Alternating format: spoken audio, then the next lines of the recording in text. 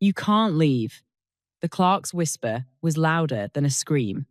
I stood at the federal building counter in Chicago, gripping a crumpled eviction notice and my last $25. I wasn't there for a vacation.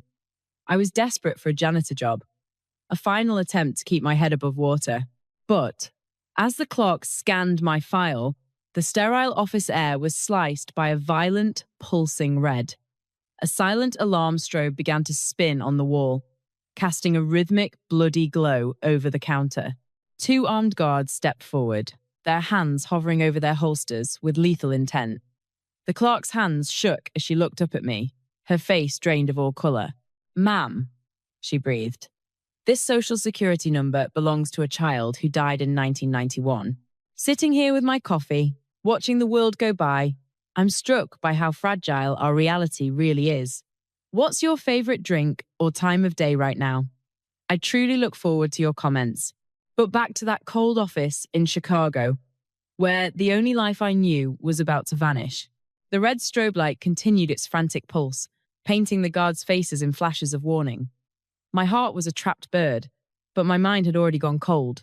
Just as the elevator dings, the guard's tension snaps. A man in a tailored black suit stepped out, walking through the armed perimeter with the ease of someone who owned the air he breathed. He didn't look at the guns or the panicked clerk. He looked straight at me, his eyes filled with a recognition that terrified me more than the Glock 17s pointed at my chest. He stopped exactly 2 feet away and whispered 3 words that incinerated my entire reality. "Welcome back, Eleanor." He didn't read me my rights. Instead, he led me into a soundproof office that smelled of expensive espresso beans and aged leather. It was a world I had only seen through the windows of the houses I cleaned. He poured me a glass of ice water, the rattle of the cubes against the glass, the only sound in the room. As I took a sip, the sharp, rich scent of the coffee hit me, and it made my stomach turn. For 14 years, my signature scent had been industrial-grade bleach, and the damp, stagnant air of the laundry room where I slept. The man, Agent Bradley, slid a thick manila folder across the mahogany desk. He flipped it open to reveal a digital rendering and age progression photo of a young woman. The rapid DNA test we ran against the 1,991 cold case database came back 10 minutes ago. It's a 99.9% match, Eleanor. You aren't just a resemblance. You are a biological certainty. She had my jawline, my exact nose, and my eyes. But she didn't look like she spent her nights calculating how to survive another month on minimum wage. She looked loved. "Your name is Eleanor Hayes," Bradley said softly. "You are the sole heir to a Silicon Valley real estate and tech empire worth $400 million. You weren't abandoned, and you weren't a mistake. You were kidnapped from a park in 1991. The word kidnapped should have broken me. I should have felt the walls closing in. But instead, it felt like a balance sheet finally being reconciled. All the years Gary, my stepfather, had looked at me with disgust, calling me a burden and a leech, suddenly made sense. He hadn't been an unloving guardian. He had been a warden guarding a crime scene. He hadn't kept me out of the goodness of his heart. He had been using my stolen identity as a subscription to a life he didn't earn, with me footing the bill in blood and sweat. I didn't cry. I didn't ask for a hug. I looked Bradley in the eye and felt the first surge of clinical, needle-sharp clarity. This wasn't about a missing child anymore. This was a hostile takeover. Gary had spent 14 years overdrafting on my compassion, believing I was too broken to ever check the ledger. He was wrong. The victim he thought he'd groomed into silence was dead. The witness was awake. And I didn't want an apology. I wanted an accounting of every cent, every minute, and every breath he had stolen from me. "What happens next?" I asked, my voice as steady as a judge's gavel. In my mind, the Chicago skyline vanished, replaced by the damp, grey walls of Gary's laundry room. That was my designated space. Gary hadn't even given me the dignity of my real name. He called me June, a placeholder for the life he was slowly erasing. I remember watching them through the large bay window of the dining room. Gary and his biological daughter, Kayla, would sit under the warm golden glow of the chandelier, cutting into thick, bleeding steaks that cost more than I made in a week. I could hear the clink of crystal glasses, a sound that represented a world I was told I didn't deserve to touch. I was always on the other side of that glass, clutching a cold sandwich made from the heel of a bread loaf. When I dared to knock on the pane, begging for a moment of warmth, Gary would open the door just enough to loom over me like a shadow. Steak is for people who contribute. June, he'd say. His voice a smooth, self-righteous poison. You're lucky I even keep a roof over your head. You should be on your knees thanking me for the scraps. For a long time, I believed him. I carried the weight of that perceived debt like a physical stone in my chest, believing I was a mistake that needed to apologize for existing. But sitting across from Agent Bradley, the invisible chain Gary had wrapped around my mind finally snapped. It wasn't charity. It was a tactical investment. Gary hadn't been raising a stepdaughter. He had been grooming a witness to be grateful for her own prison. This was the invisible chain of the survivor, a psychological cage where the warden convinces the prisoner that the walls are a gift. Gary needed me broken so I wouldn't ask questions about why my face didn't match the names on the documents he kept locked away. He needed me desperate so I would never have the confidence to look at my own birth certificate. He was an identity trafficker who had turned my stolen life into a $400 million laundering scheme. Gary didn't just steal my name. He used my poverty as a human shield.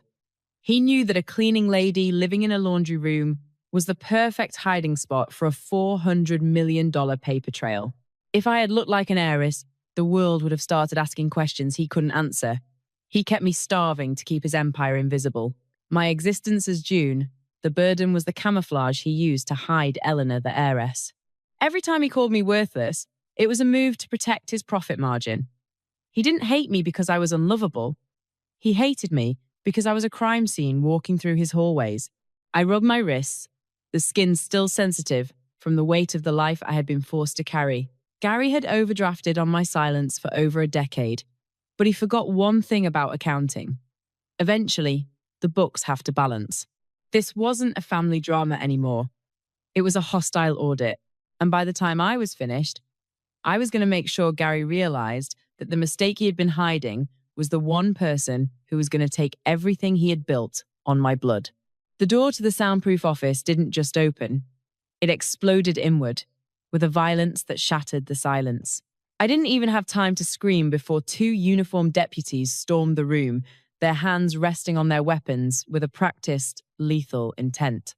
And striding in behind them, walking through the federal perimeter like he was entering his own living room, was Gary. He wasn't wearing the stained flannel shirts I was used to seeing him in. He was in an expensive, perfectly tailored wool suit, the fabric gleaming under the sterile office lights.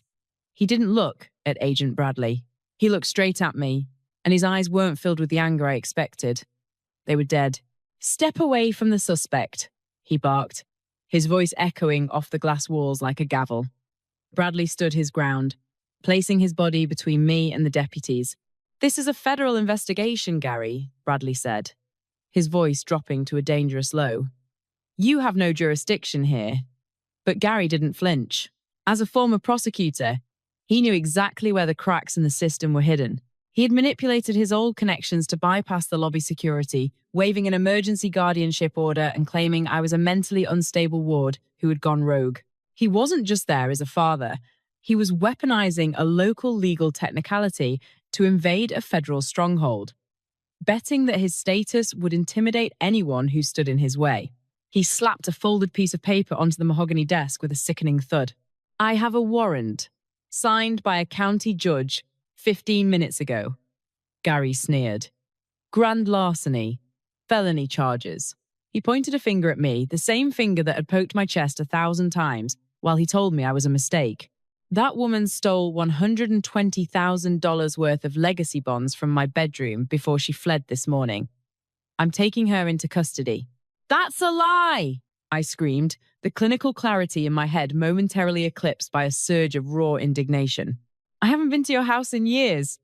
But Gary only smirked, a cold, calculated expression that told me he had planned this move long before I ever walked into this building.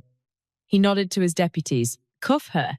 One of the deputies grabbed my arm and twisted it behind my back with enough force to make my shoulder pop. I cried out, the pain blinding me for a second, but I didn't beg. I watched Bradley, looking for the savior he promised to be. I saw the calculation in his eyes as Gary stepped in close, chest to chest with the federal agent.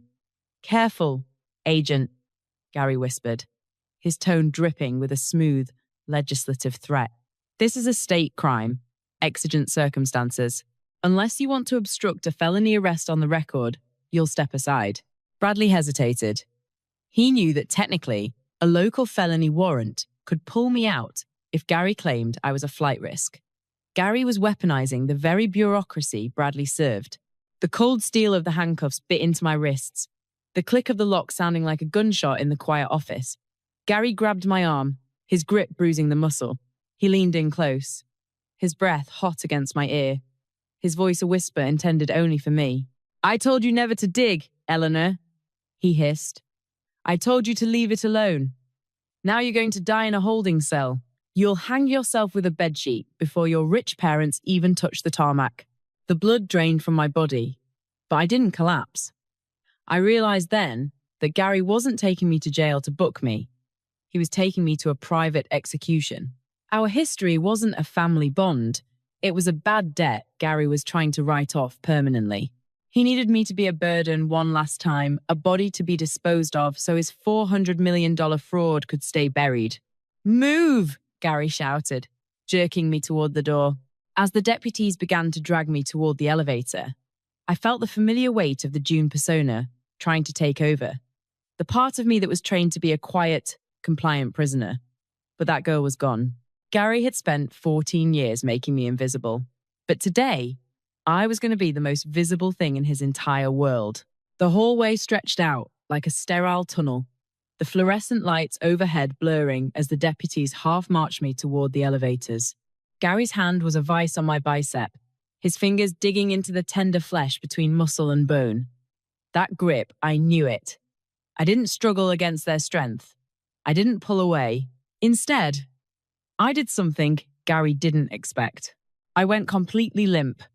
I dropped my entire body weight to the floor in a single, sudden motion.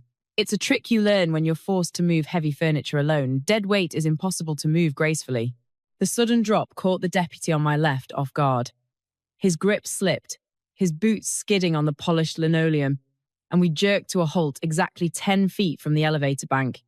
"Get up," Gary snarled, yanking on my arm with a desperate purple-faced rage. "Stop making a scene!" I didn't get up. I planted my heels and slowly straightened my spine, pulling against the handcuffs until the steel chain was taut and biting into my skin. I turned my head and looked directly into Gary's eyes. For the first time in 14 years, I didn't flinch. I didn't look down. I let him see exactly what he had created. The victim was gone.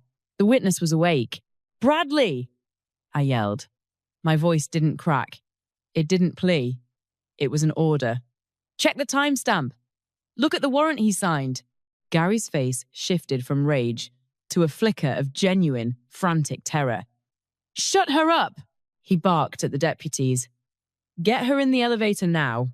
But it was too late. Bradley didn't slow down. He didn't ask questions. He threw his body weight against the elevator doors just as they were sliding shut, forcing them back open with a screech of grinding metal. Two uniformed Federal Protective Service officers materialized from the security checkpoint, their hands on their weapons, blocking the exit. "Hold it!" Bradley barked. His voice wasn't the calm, soothing tone he'd used in the office. It was the voice of a man who commanded federal task forces. "Nobody moves. This is federal territory. I am a former prosecutor and a family guardian executing a lawful arrest," Gary roared, sweat now beating on his forehead. "Let me see the warrant," Bradley demanded, holding out his hand. He didn't ask. He waited. Gary clutched the paper to his chest for a split second to tell, the move of a poker player hiding a losing hand. Then, realizing he had 3 federal guns pointed in his general direction, he shoved the crumpled paper at Bradley. "Read it and weep. Agent, grand larceny. Signed at 8 a.m. Sharp this morning." Bradley snapped the paper open. He scanned it once, then looked up at the digital clock above the security desk. Then, he looked at the security monitors behind the guard station. A cold, terrifying calm settled over him. "You're sloppy, Gary," Bradley said, his voice dropping to a whisper that felt like ice. He turned the paper around so the deputies could see it. This warrant was signed at 8 o'clock sharp, but my building's cameras logged Eleanor Hayes entering through the North metal detectors at 7:45 a.m. The lobby went dead silent. "She's been in federal custody since she walked in," Bradley said, stepping closer to Gary, invading his space. "Unless she can teleport, she couldn't have stolen $120,000 worth of bonds from your house at 8 o'clock if she was standing in my lobby 15 minutes earlier." The deputies holding me loosened their grip as if my skin had suddenly turned to fire. They looked at each other, then at Gary. They realized they weren't executing a legal arrest. They were accomplices to a kidnapping in progress. Gary stood alone in the center of the circle, his authority evaporating like mist in a furnace. His rented power had just run out of credit. "Release her now," Bradley ordered, his voice echoing with the weight of federal command. I scrambled backward across the polished floor, putting distance between myself and the man who had stolen my life for 31 years. Gary's face was a mask of purple, pulsating rage. Realizing he couldn't talk his way out of this, he finally broke. Gary's eyes were bloodshot, his facade of the sophisticated prosecutor shattering into pure, manic desperation. He didn't care about the federal cameras or the armed guards anymore. He was a man watching a $400 million empire vanish, and he was ready to burn everything down with him. "I'm not leaving without her," Gary screamed, his voice cracking with desperation. His hand flew to his belt. He ripped his taser from its holster, the yellow plastic gleaming under the lobby lights. He leveled it at Bradley. "Back off," he yelled. "I am taking custody of this suspect." He was holding a federal agent at gunpoint in a federal building. Gary knew it was over. He was just a cornered animal trying to survive the next 5 minutes. The guards reacted instantly. 3 Glock 17s snapped up in perfect synchronization, their barrels trained directly on Gary's chest. "Drop the weapon," Bradley ordered. Now, for a moment, it looked like Gary might force them to shoot him. Then, the madness drained from his eyes, replaced by the hollow realization of a man who had lost his leverage. He tossed the taser onto the marble floor and slowly raised his hands. "Fine," Gary sneered, salvaging his dignity. "Let's do this properly." He reached into his jacket. The guards tensed, but he pulled out a crumpled document. "You caught me," Gary said lightly. "The warrant was fake. I knew about the kidnapping. I helped cover it up. I kept you. I hid you. I stole your life." Bradley stepped forward with the handcuffs, but Gary just laughed, a dry, rattling sound. "No, I'm not under arrest," Gary said. "Check the calendar. The kidnapping happened in 1991. The statute of limitations for kidnapping and fraud expired in 2011. The lobby went dead silent. You can't touch me. I walk, and legally, you're still incompetent. I control your assets." "You're right about the statute," Bradley said, his voice dropping to a terrifying calm that stopped Gary mid-step. "But you forgot one rule." Bradley lifted a thick file from the desk. "The constructive trust doctrine."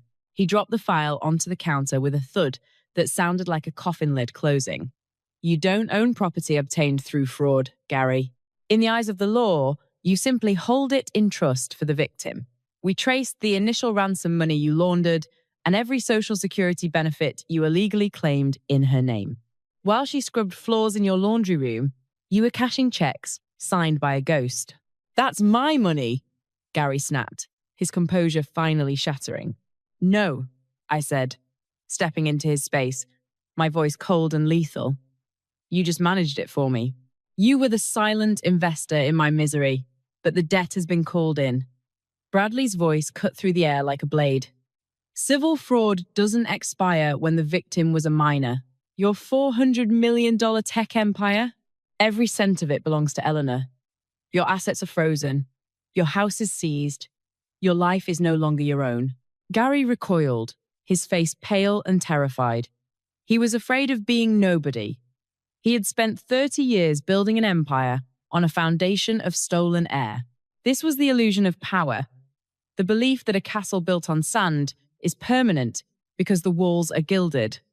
Gary's status was a rented costume, paid for with a child's life. But wealth isn't just about what you have. It's about the foundation beneath it. Gary never was a powerful man. He was just a renter of a stolen soul. And once the truth arrived, his status didn't just break. It evaporated. "But I'm the prosecutor!" Gary screamed, his voice shrill. "You laundered money and filed false federal taxes for decades," Bradley cut in. "Those clocks are still running, and they are counting down to zero right now. The federal guards moved in with purpose."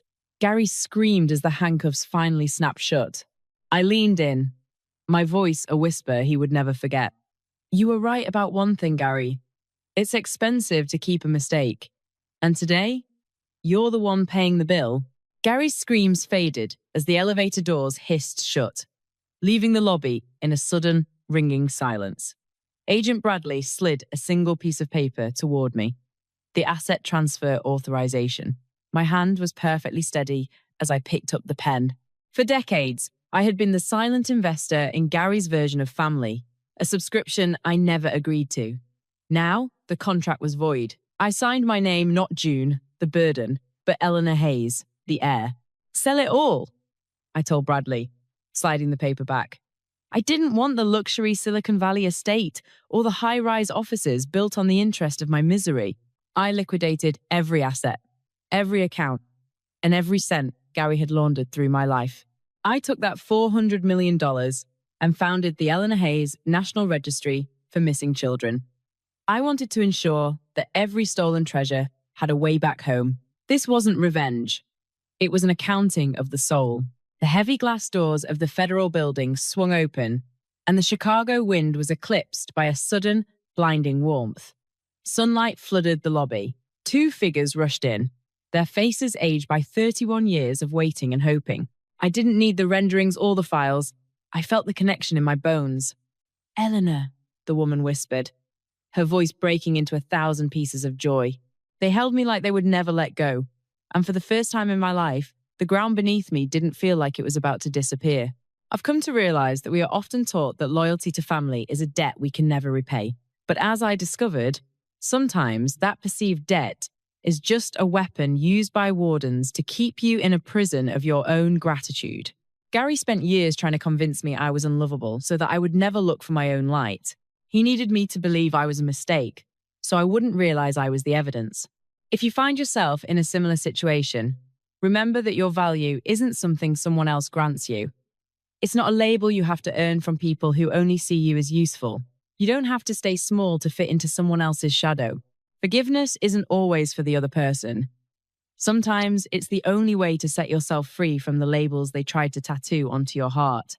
You aren't broken, and you aren't a burden.